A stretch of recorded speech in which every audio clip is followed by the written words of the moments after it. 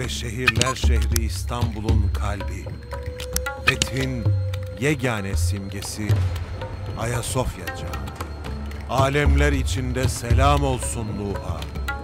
Biz Nuh'u çivilerle perçinli levhalardan oluşan gemiye bindirdik. Efsane odur ki, büyük tufandan beri Cudi Dağı üzerinde duran Nuh'un gemisine ait ahşap parçalar, Hızır'ın bir işaretiyle getirilip Ayasofya'nın kutlu orta kapısına oluştu. Ve denilir ki, kapının üzerinde hala gemi çivilerinin yerleri. Tufan kadar kadimdir Ayasofya'da hala. Kızaklarla yarıldı yer, ufuklarca. Saçıldı zümrüt köklere, gümüş böcekler merhamet. Acayip pınar. 29 Mayıs İstanbul, Türkiye. Fetih ruhlu bir gençliktir. Onun hükümdarlığının alameti, içinde Rabbimizden bir sekinet, Musa ve Harun ailelerinin bıraktıklarından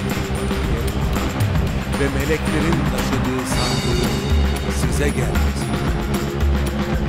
Ve yine efsane odur ki, kutsal sandık kayıp ve bugün hala aranmakta. Ayasofya, kutsal sandığın emanetçisi mi? İstanbul mutlaka fethedilecek. Onu fetheden komutan ne güzel komutan. O ordu ne güzel ordudur. Cihanın yarısı gök. Önünde şehit şehit durmuşuz. Cihanın yarısı İstanbul. Havanın mavisinde, denizin yeşilinde bir türkü. Orta Asya'dan beri duymuşuz. Anamızın sütünden bayraklara kadar yüce bir fetihle büyümüşüz. Kutlu olsun Yeditepe. Kutlu olsun Boğaz'ın mavi suları. Ey Haliç, Marmara. Ey Fatih'in elindeki kırmızı gül. Bundan tam bir yıl önce Ayasofya'da Fetih Suresinin okunmasına ve ardından Cami-i Kebir olarak yeniden ibadete açılmasına önderlik eden Cumhurbaşkanımız Sayın Recep Tayyip Erdoğan'a şükranlarımızı sunuyoruz. Fethin 568. yılı kutlu olsun. Romber.